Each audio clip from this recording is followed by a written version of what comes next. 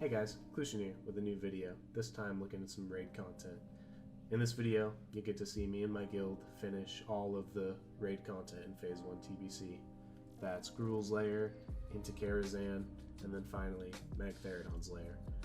I figured we could use these videos to talk about some strategies that my guild uses, as well as just the general gameplay in the video. The first boss we're looking at here is going to be High King Malgar from Gruel's lair, so let's check it out. So you guys will see this is a pretty simple fight.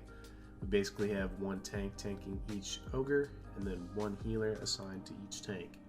My assignment this fight is our Protection Paladin, Blaze for Days. You see he takes some burst damage from his target, so I want to just end up casting a lot of Holy Lights to try and heal that back as quickly as possible. But once his target dies and there's not much damage left for me to heal on him, I move on to trying to just spot heal the raid as best I can with Flash of Lights. But unfortunately there's not much left over for me to heal, so you'll see my healing on the healing charts fall off. And I think we only end up parsing like 83 or 84 on this fight, so nothing too great, but also not bad, not the worst. Pretty simple fight though, there's not really a lot of mechanics, not really much to talk about. That's all the Ogre's dead except for the man himself, High King Malgar. So you'll see us just DPS him down here, and that's really that.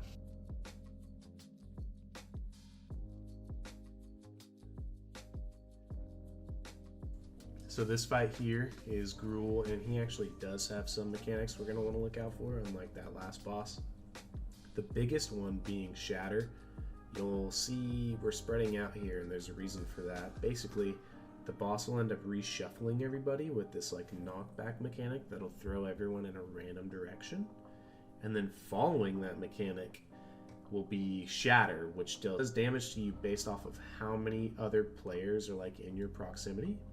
So you just want to spread out as far away from everybody else in the raid as much as you can when that Shatter comes out. You'll see, I think, if you're like near one or two players, usually you'll survive, but if there's like 3+ people around you, I think you're just instant dead. On this first Shatter, we only end up losing 2 players, which seems like a lot, but actually it's pretty good for that mechanic. Other thing about this boss is the longer he survives, the more damage he does. You'll see he just gains a stacking damage buff as the fight goes on. So you want to, it's kind of a DPS check. You want to make sure you kill him before he does enough damage to just one-shot your tanks. Other than that, there's a silence that he throws out on the entire raid. I think it's like 2 seconds, I want to say. And so you want to make sure, especially as a healer, that like you get out all of your things and everyone's topped off, has HOTS rolling or whatever before that silence comes down, because you really don't want to lose like a tank or something in that silence duration. I've seen it happen.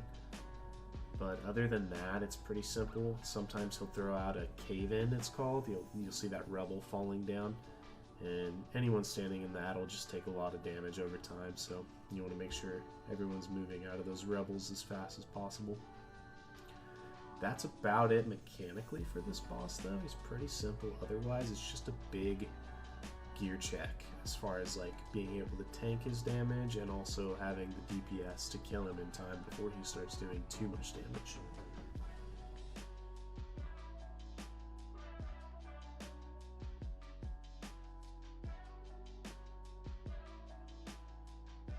Biggest thing, like I said, is spreading out for these Shatters, man. You'll see a lot of players. It's the biggest thing that wipes groups on this boss. Definitely that Shatter mechanic. You really want to look out for that. It helps, I noticed, if you have friendly nameplates on. It just makes it a little easier to see players with your peripheral vision, so you know like which way to move. Then you'll see the tanks will start taking quite a bit of damage from the boss's auto attacks here towards the end of the fight. This is what I'm talking about. You want to make sure the boss dies before he gets too many stacks. But he's about to go down here. Luckily, we only lose a few players to each Shatter. So yeah, now we'll move into Karazhan. This is the first boss, Midnight. Pretty simple fight, not really any mechanics to look out for.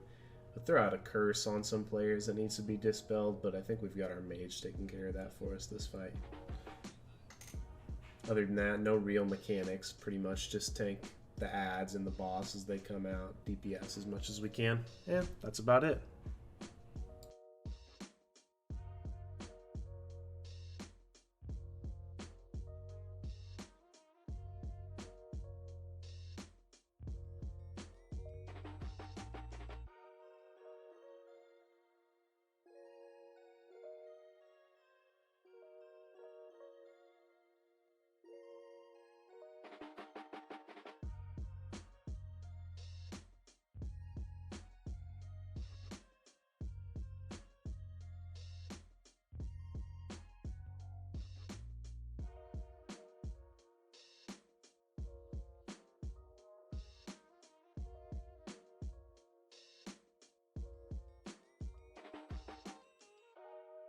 This next fight here is Moroes. It's not too bad, although there are a few mechanics to look out for, but basically it's just 4 undead mobs. You want to kill them in a certain order. You see our tank's gone ahead and marked out which order we want to kill these in. As far as healing on this fight goes, you'll see there's a lot of actual like group damage, so I'm going to want to try and spot heal the whole raid as much as I can. Mostly though, the Resto Shaman's going to put in work here with his chain heals and stuff. And then you'll see, I think once Moroes is the last person alive, he'll do this mechanic where he vanishes and then garrotes a player. There you see the garrote on Tommy Salami there doing damage to him. So you want to make sure as a healer you're focusing heals on whoever gets garroted like that.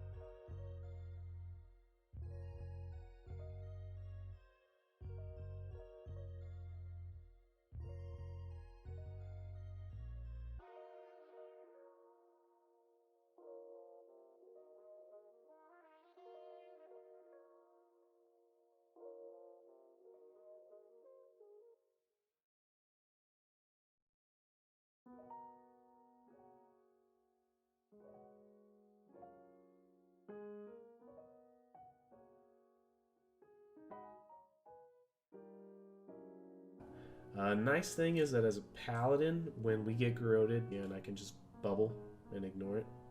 Not really have to worry about the damage from it. So little mechanics like that, things we can do to avoid this damage, always helps the raid.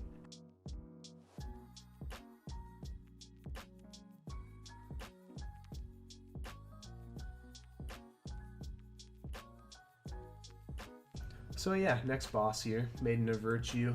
Kind of interesting. She throws a Repentance out on the raid, which is basically just a stun until you take damage and then it removes. As a Holy Paladin though, it's not the hardest thing to deal with. You just keep blessing a sacrifice on the main tank, so that way as soon as he takes damage, you take damage and it removes your stun. Other than that, she throws out this huge dot on a random player. You want to make sure that gets dispelled as soon as possible. And that's about it. Pretty easy boss. Dies pretty fast, as you can see. So yeah, this next boss here, kind of interesting. It's like a knockoff of the Wizard of Oz movie, if you guys have ever seen that. I'm sure you have.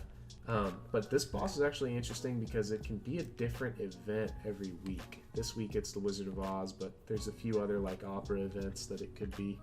You never really know what you're going to get with this one.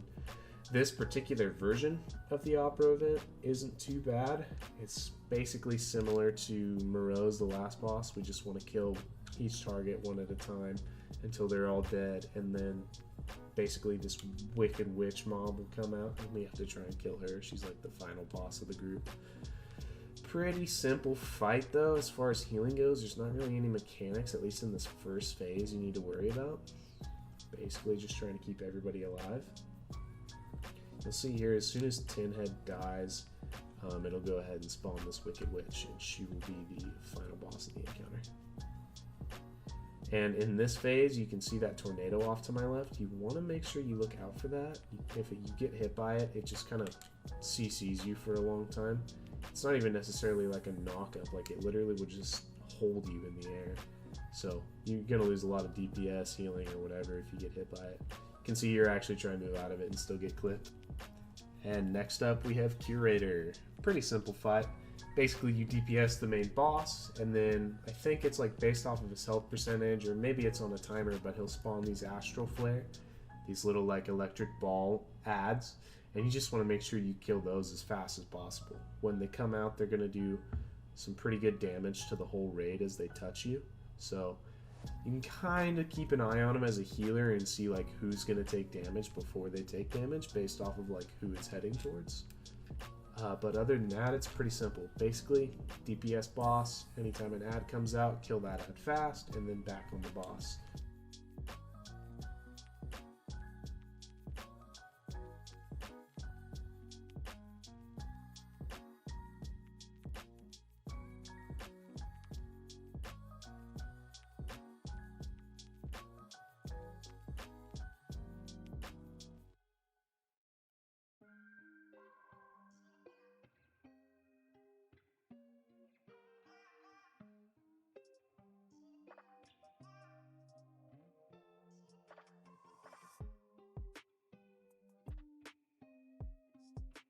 Alright, so next up here we've got Illhoof. Pretty simple boss. He does have a few mechanics though. You'll see throughout the fight he summons a lot of these little imp mobs, and you'll see our DPS players killing those as soon as possible because they will do a lot of damage with their fire bolts over time if left unchecked. But we do a pretty good job of killing him here, and then the main focus after that becomes Illhoof. You will see he does target a player every once in a while with like some lockdown ability that'll do a lot of damage to that one particular player. It is over time though, so if you see who gets targeted by it, you just want to focus all heals on them until the duration of that debuff wears off.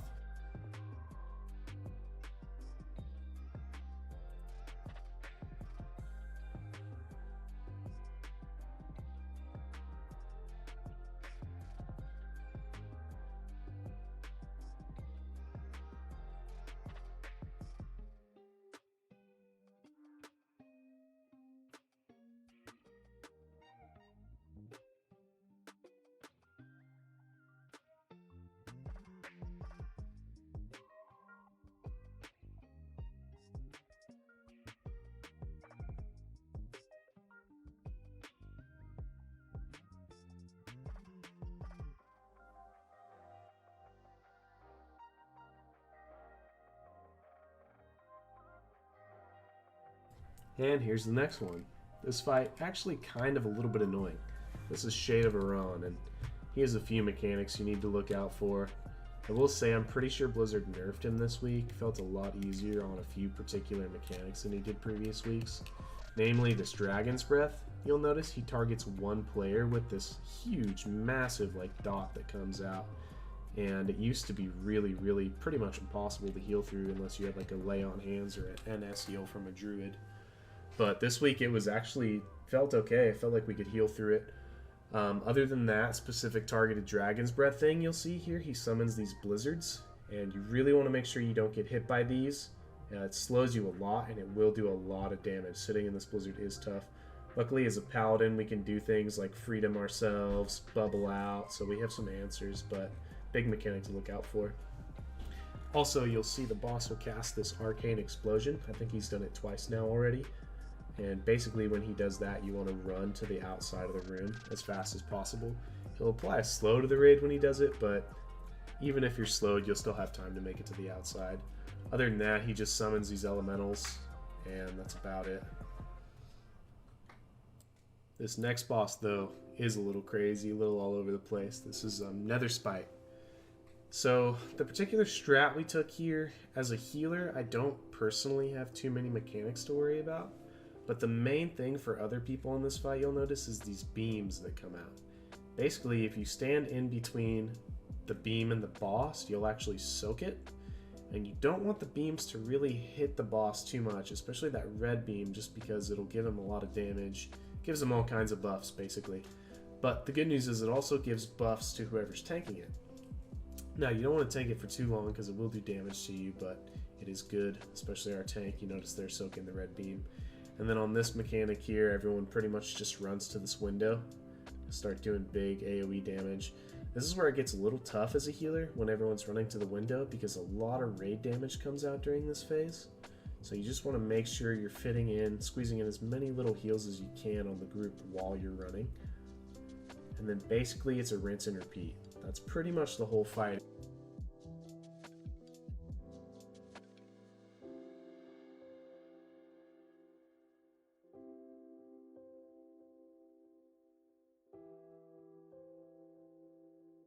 It's really nice to have a warlock in your group that can give everyone health stones for this fight. Luckily, we don't struggle too hard. You will see we do lose our mage here. Little unfortunate, and there is just a lot of damage. Tough fight for a holy paladin right here, man, I gotta say.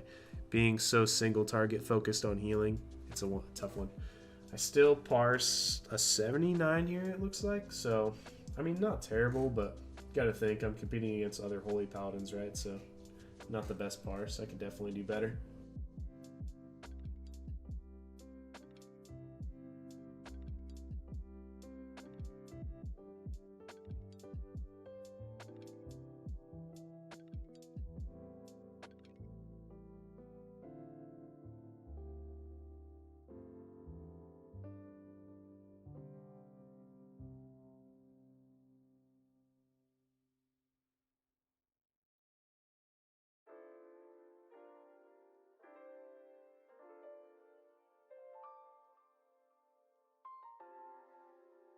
So here we are with the next fight. This is Prince Mekazar, what a lot of people would consider the big bad fight of Karazhan, the final fight. It's pretty simple. He has a few different phases he goes through. First phase starting at 60% health, and then he goes into phase 2 until 30% when he goes into the final phase. Phase 1, I mean, he just has a few simple mechanics. He'll summon an Infernal, cast Shadow Word Pain on players. That needs to be dispelled. The Infernals basically are pretty simple. They just, as you can see, sit there and channel Hellfire. You just obviously don't want to stand in that. The other thing he'll cast is this Shadow Nova you want to look out for. It'll do moderate damage to everyone within 25 yards, but mostly the issue with it is its knockback. So you really want to look out for that. Melee DPS, they'll actually end up positioning near the wall so that when the knockback comes out, they don't really suffer the DPS penalties of that. And then in phase 2, which is starting here, the boss will start to Sunder Armor the tank, and then he actually gains like the ability to parry and thrash. Basically, he just does a lot more damage. It becomes very important in this phase to keep the tank alive. You can see my main tank here, Jab Folder, takes a lot of damage in this phase. Mostly casting big holy lights on him to keep him alive here. And then bam, after that we're into phase 3, which is actually a lot simpler compared to phase 2. It's basically just a race against the clock before the boss wipes the raid. He no longer uses his like melee abilities or anything, so he becomes a lot like easier to tank. But he will continue to summon Infernals, cast Shadow Novas, Shadow Word Pains, all that stuff. So you want to make sure we're dispelling and healing what we can.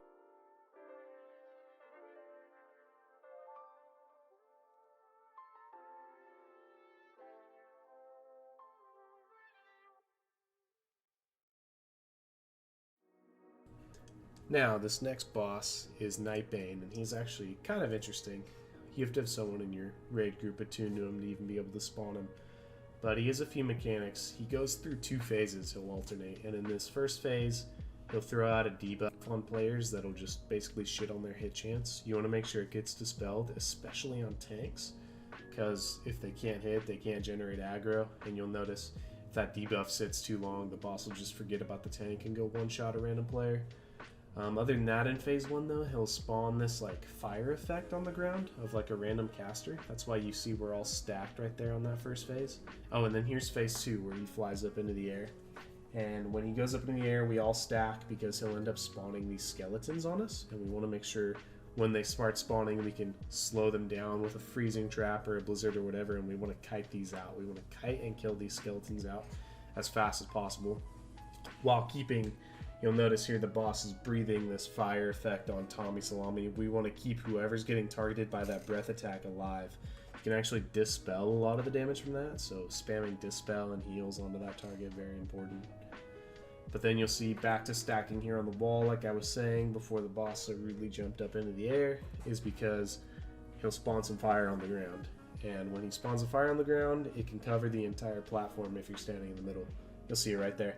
If you stand on the side, it kind of just spawns it on the side like that, and then you can just alternate over to the other side. Not have to worry about it too much. Pretty simple, you just got to be ready to move when it comes out. That's pretty much it though. This fight will just rinse and repeat through those phases until the boss dies. So I'll go ahead and just let you guys watch it.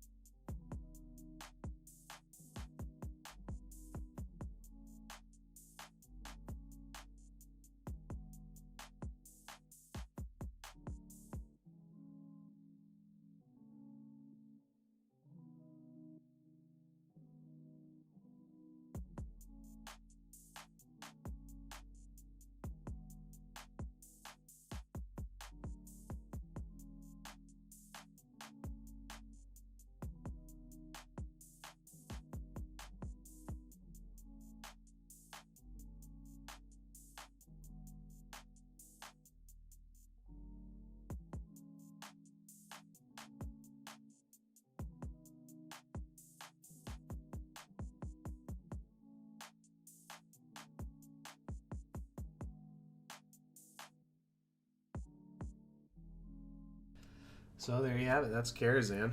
Now we'll head into Magtheridon's lair. And this fight can be over-explained, I feel like. It's actually a lot simpler than you would think. Basically, there's these 5 Hellfire Channelers on all sides of the room, and we need one person to tank each channeler and one healer to heal each of those tanks. They'll cast this heal spell. You want to make sure people are kicking that.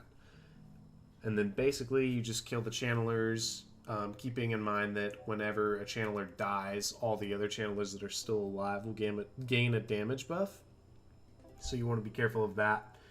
But basically you just want to kill all the channelers until they're dead, and then you'll see here soon Mr. Magtheridon himself will come out of his little stun phase, at which point you'll be able to actually DPS him. And basically you just want to end up DPSing him until he goes to cast his Blast Wave spell that he'll try and get off. That'll actually wipe the raid if it goes off. But luckily you can interrupt it by clicking on these little cubes you see to my right now. You see the little Rubik's Cube looking thing? Basically the boss will go to cast Blast Wave, and if all of those cubes, which are at 5 points around the room where the channeler spawned, if those all get clicked at the same time, they'll channel beams into the boss, and when they're all going at the same time, the boss gets interrupted. One thing to note is that once you've clicked on the cube, you'll have a debuff to where you can't click it again, so you'll have to have a different player step in and click it for the next interrupt next time you cast Blast Wave. We have actually groups assigned to each cube. You'll see in chat they're throwing that out. And basically, we're on rotation. So if you've already clicked the cube and the cubes need to be clicked again, the next person steps up, so on and so forth. But other than that, it's just a DPS race on this boss.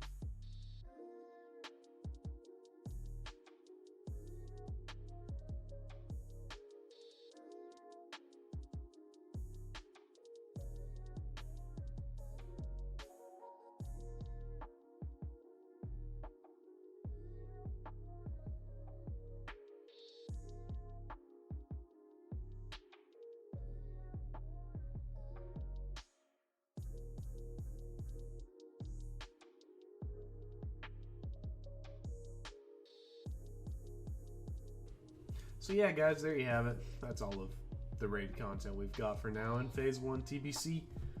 Make sure if you like the video, you leave a like, maybe comment what you guys think, maybe some advice for me, tips you might have. I'd really appreciate it. I know this video was kind of longer. Really appreciate it if you guys are here with me at this point, checking it out. It means a lot. Thanks.